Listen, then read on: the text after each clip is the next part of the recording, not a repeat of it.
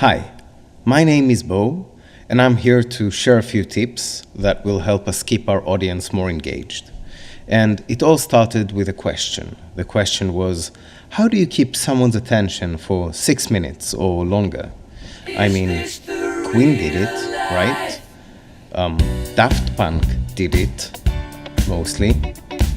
And Don McLean did it. Although I have to admit I do lose attention sometimes while listening to Don McLean, and possibly also to Daft Punk. Well, how is it done? I was pondering this question and realized that the biggest thing for me is the expectation. When I have an expectation and I break it, it keeps me engaged. So building a pattern and then breaking that pattern. And then giving it a rest as well. If there's a constant bass sound or a drum sound or a piano sound, I don't want my ears to get tired. And then following the conversation, if you tell me a great story, that's what it's all about, right? So it has to keep the story going. Get Lucky by Daft Punk might seem on the surface pretty much the same. It's a 4-chord vamp that runs in a circle.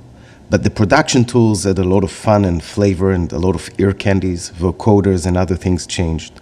And the most amazing tool they use is apparently in the composition. It's their melodic rhythm. They constantly build a pattern in the melody and then break it. They will repeat a pattern for 2-3 times and then start a new pattern in a new place in the bar, using a different phrase length, changing the way the music flows with the satura, and changing the note range. This gives us the feeling that we're listening to something new. Now, Bohemian Rhapsody does all that and more, as can be clearly seen from just spectrum analysis, looking at the frequencies. They change harmonies, they add quiet sections, they drop and add back different instruments, and more. And all these tools build on the same concept of promising a pattern and then breaking that pattern. And they don't necessarily repeat the whole pattern, they just make a promise. They repeat the beginning, but then they switch up the end. So we have a repetition, but we have a far faster change in Bohemian Rhapsody, which makes it less pop and more interesting. So again, the same idea of same but different. And this idea is shared by many artists. Muse do it, as we can see, just an overview of their waveform, and many other artists. So just to recap about writing, how we catch the ear, we build a pattern and then we break that pattern. And we also give it a rest. We don't want to have ear fatigue, so it's important to have moments of silence in our writing. And we need to tell the story, follow the conversation, focus on what's important. And that's just the writing part.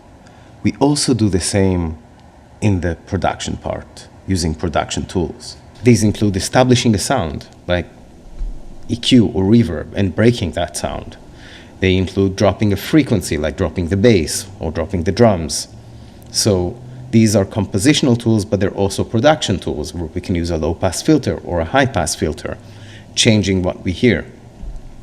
And developing the groove, which can include changing time signatures when we write, or can simply change the instrumentation of the groove, adding hi-hats, switching the snare with claps, playing with sounds, essentially. So let's look what Daft Punk did in Get Lucky. So they started the verse with a pretty solid mix. Acoustic piano in the background, claps, snares, kick and bass in the middle, an electric guitar in the middle, behind the drum kit, and a lead vocal dead center. In contrast to the very light reverb in the verses, the choruses have a bigger reverb, a bigger sound, a wider arrangement for some things by doubling the vocals. Also, the electric guitar will have shimmerings on the sides, even though it remains in the center. And we feel like we're listening to something new. Bohemian Rhapsody, if you look at their changes, production-wise, they start with a very stark intro. They have piano, lead vocals, very, very wide. The stereo image is huge, with the harmonies for the vocals very wide apart, the piano very wide, and the lead vocal dead center. and then they move things along.